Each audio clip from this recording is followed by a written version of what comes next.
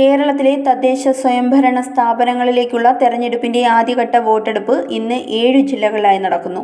തിരുവനന്തപുരം, കൊല്ലം, പത്തനംതിട്ട, ആലപ്പുഴ, കോട്ടയം, ഇടുക്കി, എറണാകുളം എന്നീ ജില്ലകളിലായി 1,32,83,789 വോട്ടർമാരാണ് അവരുടെ വിലയേറിയ വോട്ട് രേഖപ്പെടുത്താൻ പോകുന്നത്.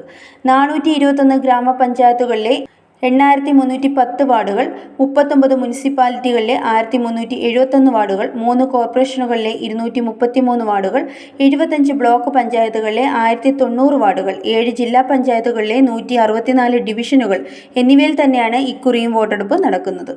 ഈ എല്ലാ മണ്ഡലങ്ങളിലും കൂടി 36,630 സ്ഥാനാർത്ഥികളാണ് മത്സരരംഗത്തുള്ളത്. കേരളത്തിലെ പതിവ് പോലെ ഇടതുമുന്നണി, ഐക്യജനാധിപത്യ മുന്നണി, NDA മുന്നണി എന്നിവയാണ് പ്രധാന മത്സരക്കാർ. എന്നാൽ ഇതുകൂടാതെ Aam Aadmi Party, PDP, Welfare Party 2020, SDPI, Anna DMK, Trinamool Congress തുടങ്ങി ഒറ്റയ്ക്കും കൂട്ടായ്മയുമായി നിരവധി പാർട്ടികൾ ഇക്കുറി പോരാട്ടത്തിനായുണ്ട്.